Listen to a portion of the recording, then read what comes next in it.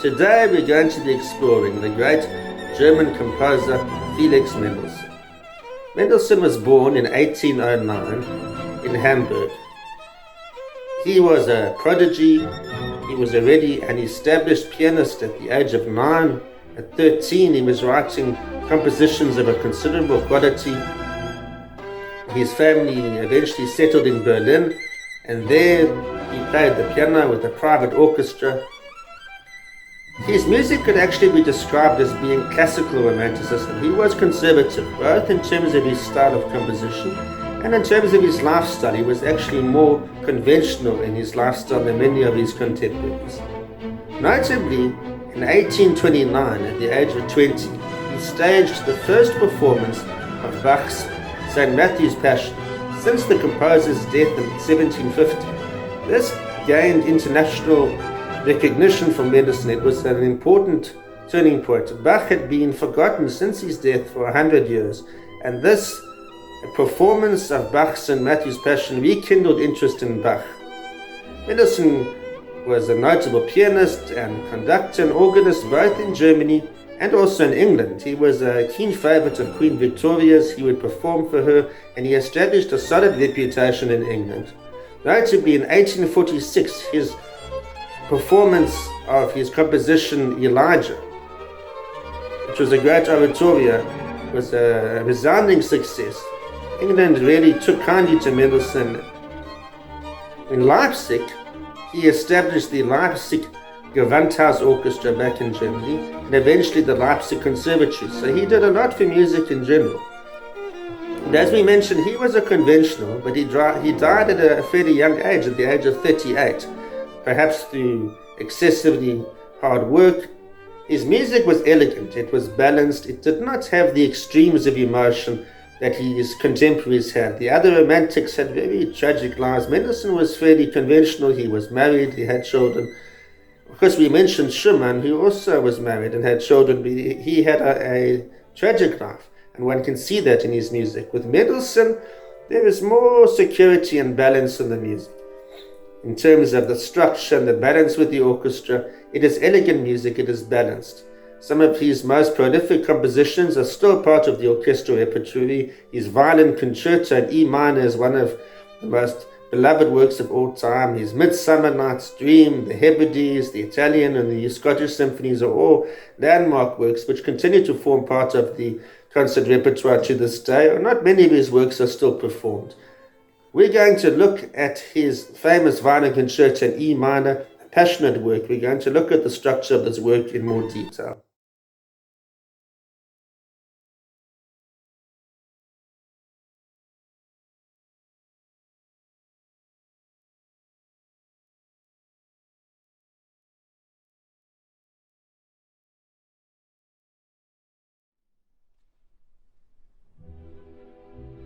Mendelssohn's Violin Concerto in E minor was born out of his friendship with the famous violinist and concertmaster Ferdinand David. The work's premiere in 1845 was met with great success.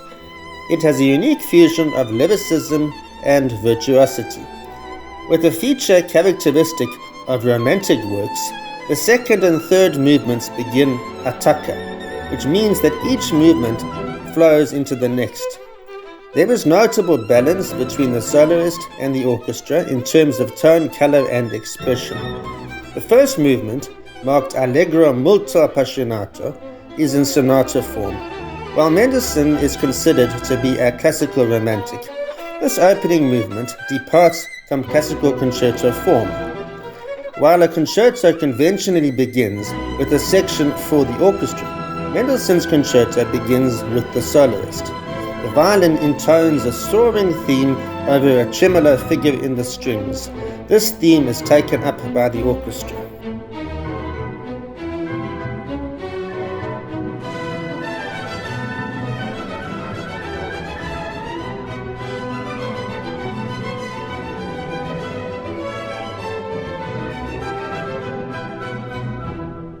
Here you can hear where the orchestra introduces a new flowing melody that begins the bridge section.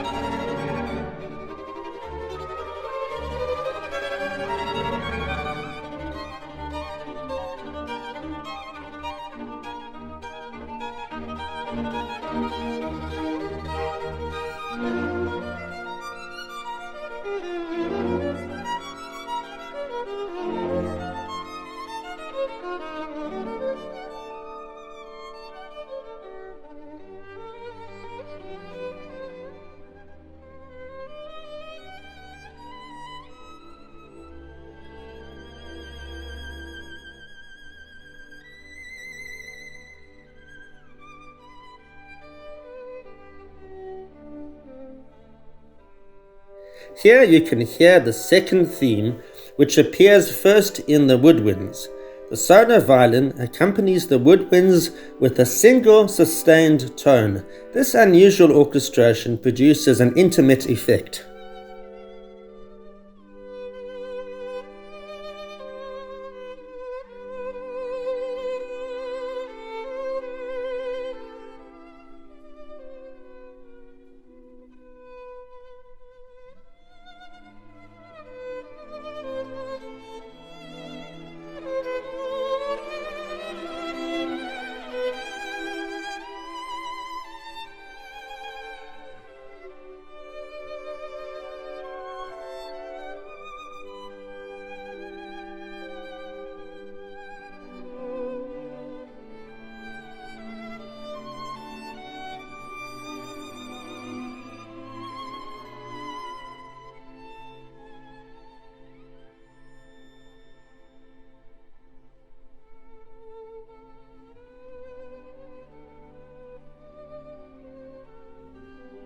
Here you can hear where the solo violin introduces the opening theme of the movement in the major key.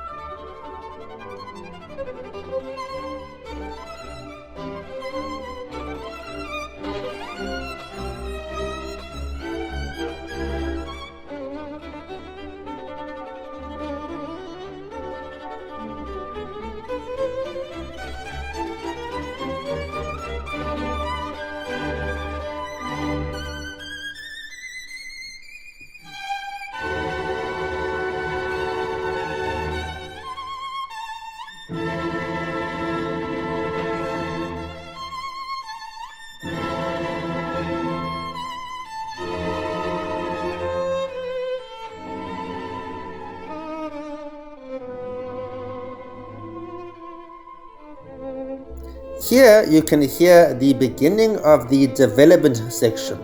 The solo violin reintroduces the bridge theme from earlier.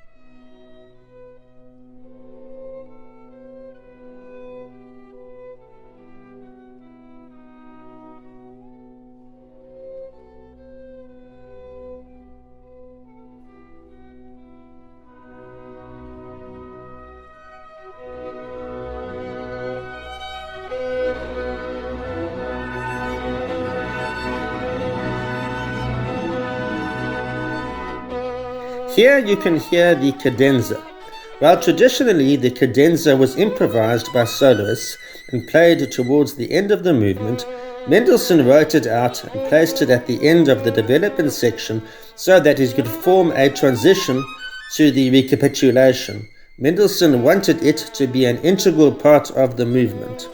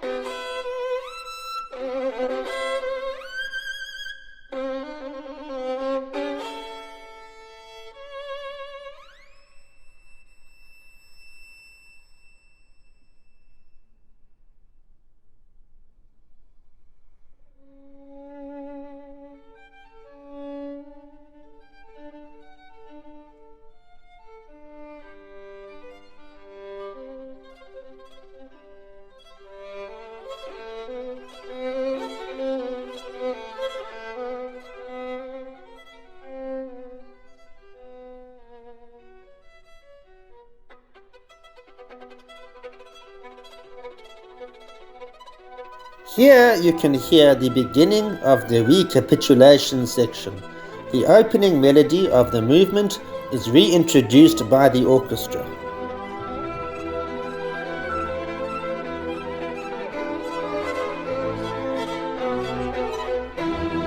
Here the orchestra reintroduces the bridge theme from earlier.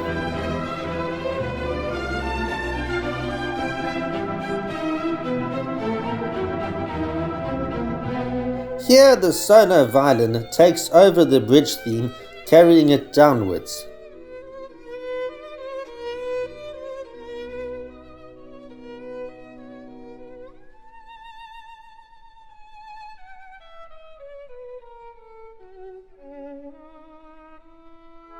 Here the woodwinds reintroduce the tranquil second theme from earlier.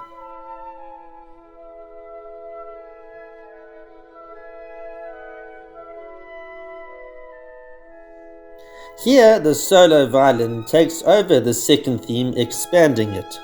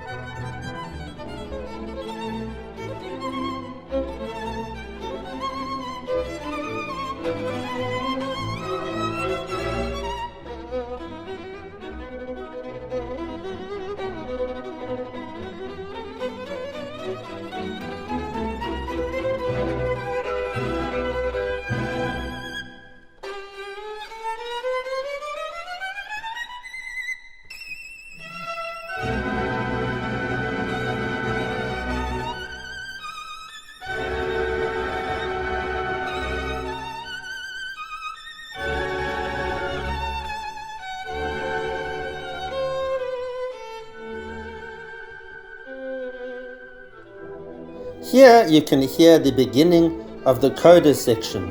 The solo violin reintroduces the bridge theme. The tempo increases and there is a dramatic crescendo. This is followed by brilliant running passages and a fortissimo in the full orchestra. A sustained tone in the bassoon connects the end of the first movement with the beginning of the second movement.